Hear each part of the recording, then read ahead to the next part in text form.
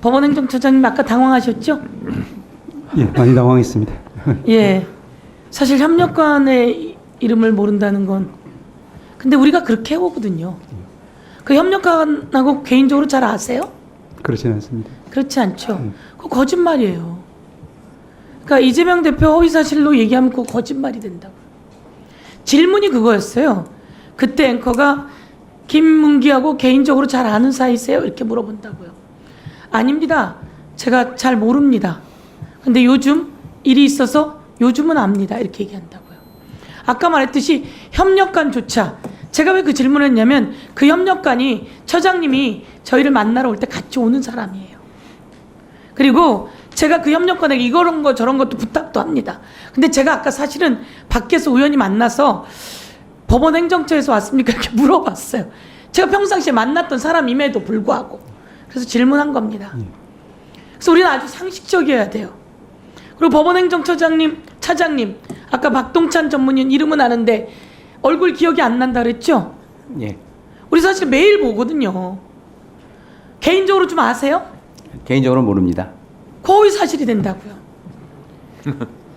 이런 것처럼 과연 우리는 허위 사실 유포라고 하는 것은 무엇이냐? 선거법에서 내가 경쟁자고 상대 경쟁자가 있습니다. 상대 경쟁자가 어디에 숨겨놓은 딸이 있어요. 저 사람은 학교 거기까지 안 나왔는데 거기까지 나왔다는 거예요.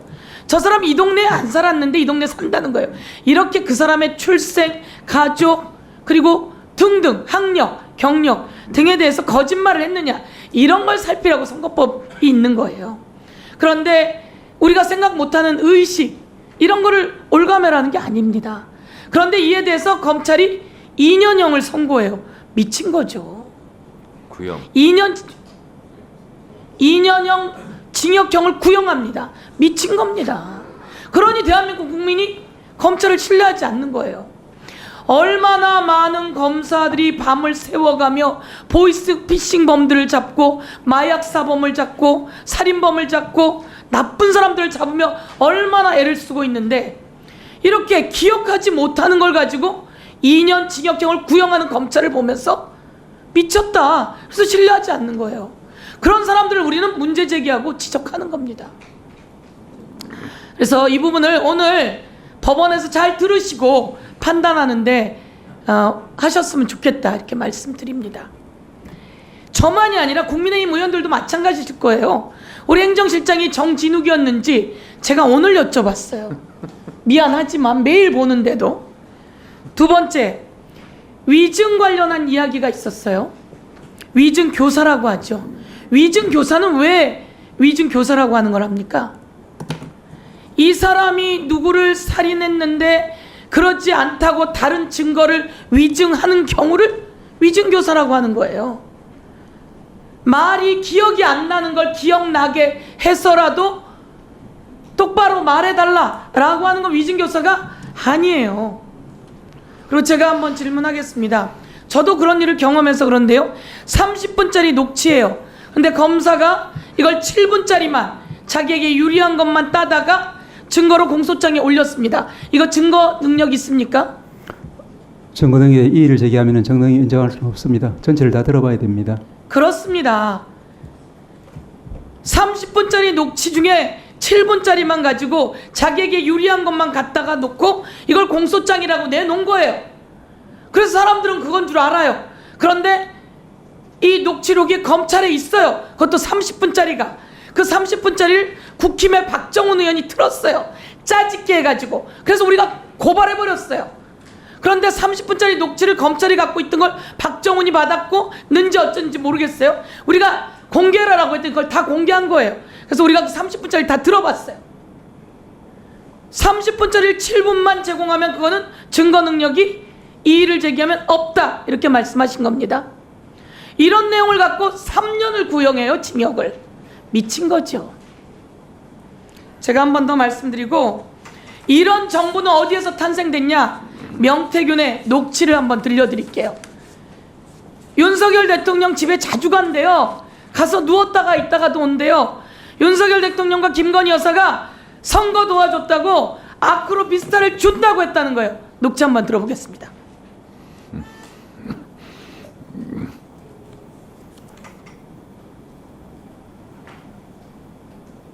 명 씨는 대선에서 윤석열 대통령을 도와 당선되면 김건희 여사가 보답을 약속했다는 취지로 말했습니다.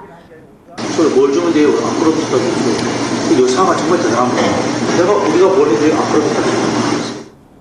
방송은 또 명 씨가 내가 만든 정권, 내가 무너뜨릴 수 있는 거죠라고 문자를 보냈고 자신이 판을 짰고 이 선거를 기획한 사람이라고 말했다고 전했습니다. 내가 만든 정권 내가 무너뜨릴 수도 있죠. 그게 뭐 대수입니까? 국민의힘은 자존심 안 상하나요? 이런 말 듣고? 윤석열, 김건희 여사는 자존심 안 상하나요? 이 사람의 헛소리를 삑삑해. 이종호는 왜 헛소리를 대고 명태균은 왜 헛소리를 해? 이러고 법적 조치해야죠. 법적 조치 못하고 가만히 있잖아요. 아무 말도 못하고. 내가 만든 정권 내가 무너뜨린다는 말을 하는데 아크블 오피스텔을 준다고 했다는데 3억 6천을 받으러 갔다는데 왜 국민의힘은 아무 말을 못하죠? 왜 김건희 여사는 법적 조치를 안 하죠? 이것은 부린 것이 있고 엄청난 문제가 이제 골마골마 터진 걸 이야기합니다. 이것을 손도 못 대고 있는 검찰, 한쪽에는 증거 능력도 없는 것을 짜집게서 가지고 오고, 그리고 인식과 기억을 소환하는 검찰, 이게 문제가 있는 겁니다. 다시 한번 법원이 판단할 때 올바른 판단을 해줄 것을 법원에 기대합니다. 이상입니다. 네, 수고하셨습니다. 네, 하세요. 우리 서영교 의원님 질의하시는 내용에 대해서는 전혀 뭐 이의가 없는데요. 오늘 이제 국감 첫날입니다. 첫날인데 오늘은 대법원에 관련된 국감을 하는 날인데 검사들 미쳤다는 그런 말씀을 지금 한 5번 하신 것 같아요. 질문 중에. 그 국감을 하시면서 그런 용어를 쓰시는 것 자체가 법사위에 굉장한 저는 부정적인 인상을 준다고 보고요. 이런 거야말로 우리 법사위의 질서 유지를 위해 가지고 위원장께서 한 번 정도는 경고를 주셔야 되는 것 아닙니까? 늘 정가의 보도처럼 말씀하시는 145조 제1항에 질서를 어지럽혔을 때 그 전제가 있습니다. 이 법 또는 국회 규칙을 위반하여 이런 부분이 있거든요. 우리 국민의힘 국회의원들이 말을 할 때는 이 법 또는 국회 규칙을 위반한 적이 없어요. 그런데 맨날 저희 보고 질서를 어지럽혔다고 하세요. 예? 네. 그런데 지금 국감장에서 이렇게 공개적인 석상에서 이제 내일부터 법무부에 대한 국감이 시작되는데 검사들 미쳤다 이런 용어를 한두 번 실수로 하시는 것도 아니고 5번씩이나 그렇게 공개적으로 발언하시는 것은 법무부나 대검찰청 국감 가가지고는 판사들 미쳤다는 말 안 하신다는 보장이 있습니까? 그거는 국감을 받고 있는 분들에 대한 모욕이라고 생각을 합니다. 이런 부분은 좀 우리 법사위의 권위를 위해서라도 위원장님께서 경고 좀 주시기 바랍니다. 이상입니다. 자, 박규택 의원님의 의사진행 발언에 대해서 또 제가 의무적으로 답변 드리겠습니다. 국회법 145조 1항은 국회에서 정한 법과 규칙을 위반하여 질서를 어지럽혔을 경우 위원장이 경고할 수 있다라는 거고요. 이 경고를 듣지 않을 시에는 발언권 중지나 퇴장을 시킬 수 있다. 이 조항입니다. 그러면 국회법에서 정한 법과 규칙은 무엇이냐, 어디에 적용되냐 하는 것은 첫 번째는 위원장의 제지에 따르지 않을 때입니다. 의사진행을 방해하는 거예요. 이것을 국민의힘 의원들이 많이 어겨요. 그래서 저한테 경고도 받고 제지도 받고 합니다. 그래서 하는 거고요. 그리고 국회법을 보면 의제와 관련된 발언을 하면 안 된다, 모욕을 하면 안 된다, 뭐 이런 얘기가 등등이 나옵니다. 근데 그것은 다 주관적인 판단사항이고 해석사항입니다. 그래서 그 부분은 가급적이면 제가 건들지 않고 있어요. 다만 국회법에서 정한 49조 1항 위원장은 위원회를 대표하고 의사를 정리하고 질서를 유지하며 사무를 감독한다. 이 조항을 가지고 제가 주로 적용을 합니다. 왜냐? 모욕은 상대방에 따라 다 다르거든요. 의제와 관련이 있냐 없냐는 것도 다 다르거든요. 논쟁이 있을 수 있거든요. 그래서 가급적이면 국회법을 제가 적용할 때 위원장의 제지에 따르지 않는 경우를 주로 제가 국회법 145조 1항, 2항을 적용시킨다라는 말씀을 드리고, 곽기택 의원이 의사진행반을 통해서 지금 이런 형식은 아주 좋습니다. 중간에 곽기택 의원님이 끼어들지 않았어요. 제가 지금까지 계속 말씀드린 것은 이런 방식을 취하라는 거죠. 상대방 의원이 질의하는 시간에는 마음에 들지 않아도 참았다가 위원장한테 의사진행 발언을 신청하고 얻고 발언하. 이건 굉장히 모험적으로 저는 했다고 생각합니다.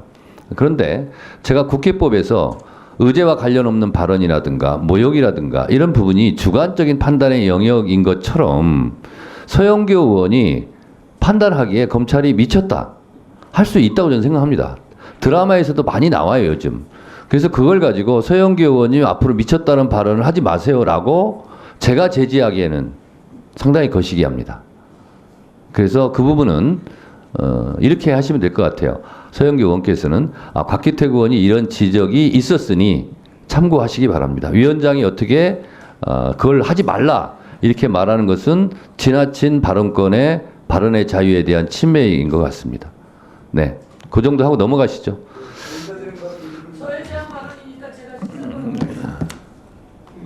그냥 넘어가셔도 될 것 같은데요. 네, 서영교 의원님 그러면 짧게 하시죠. 왜곡하면 안 됩니다. 저는 수없이 많은 검사들이 보이스피싱, 마약사범, 그리고 살인자 추적, 그리고 딥페이크 등 얼마나 밤을 새워가며 일합니까? 검사가 되고 싶어서 얼마나 많은 노력을 합니까? 사회의 약자를 보호하기 위해서 얼마나 애를 씁니까? 너무나 소중한 검사들입니다. 저는 검사들 존경합니다. 그리고 그래서 검사들에게 대우도 하는 겁니다.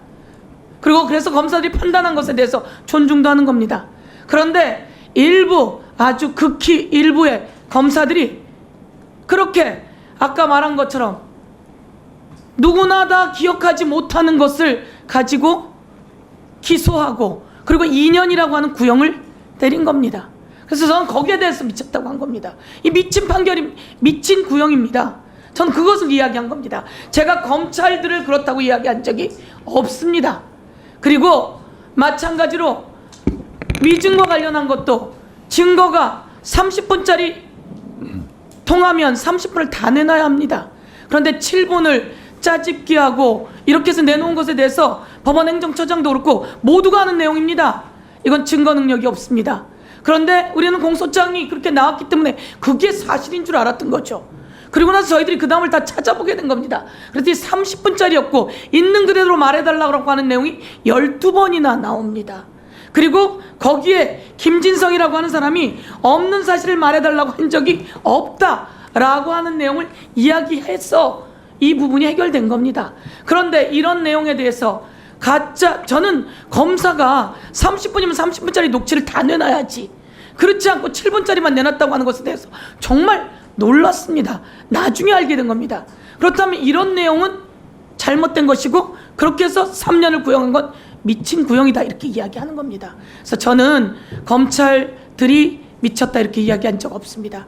현장에서 오늘도 밤을 새워가며 자기의 위협까지 무릅써가며 정말 노력하고 애쓰는 그 현장의 검사들에 대해서 저희들이 더 지원할 게 있는지 오히려 찾아봐야 되는 내용이고, 이들에게 먹칠을 하는 잘못된 일부 검사의 행위에 대해서 발언한 것이고 지적한 것이다 이렇게 이야기합니다.